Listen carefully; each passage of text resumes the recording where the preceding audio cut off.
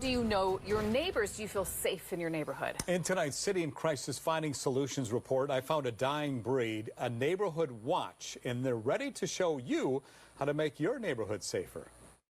The city actually had neighborhood watches. Do you know your neighbors? Are you sure? This is East Holiday Park. These women ask that we don't use their last names, but they know their neighbors, just about every one of them. Your hair is never a mess. It's perfect. And that's because of a neighborhood watch that Vicky started 3 years ago. Our top priority is the kids and the dogs' safety. She has mobilized her neighbors. They all agree that what they call the vigilante, angry approach doesn't work.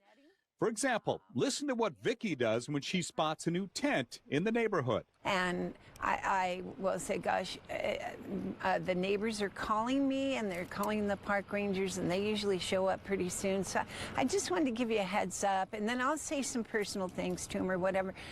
It has worked every time. It's going up to a tent and saying, you can't be here.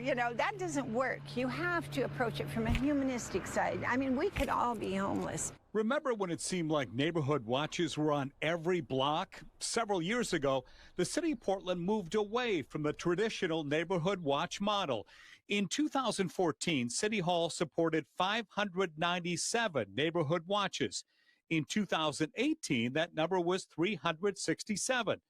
In 2023, the city's Community Safety Division says they don't organize any. I think the word is out that you don't want to come and try and camp or park here in this area because it's just not overnight welcome.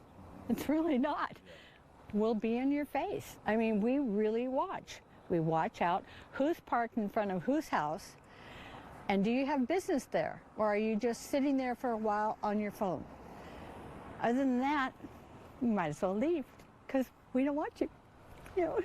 And we try to help them if there's a way we can help. Yeah, if we need to call a tow truck, or do you have a friend that you can call to come and help you move your vehicle?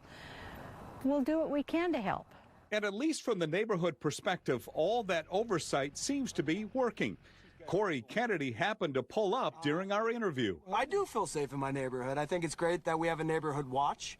We all look out for each other, and it's important that we take care of one another as neighbors. Even the younger residents who didn't grow up with a neighborhood watch see the benefits.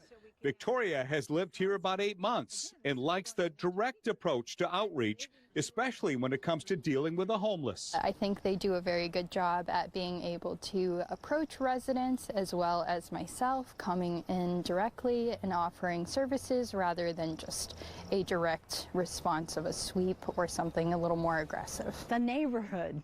I mean, again, we all look out for our neighbors and our streets, our entire neighborhood. It's important to us, and we want it clean.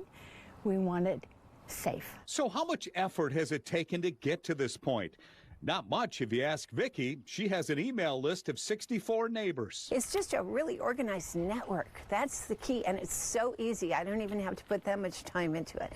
I give a couple parties a year where neighbors can get to know each other, and that's the key. She believes neighborhood watches need to come back in force, and she's willing to help you start one. Really, I'm a real big believer, and the city needs help. The rangers need help in the parks. It's not going to happen unless neighbors get involved. She says it's about the connections, and they all know it's about the neighbors. Especially these days, the police can't be everywhere.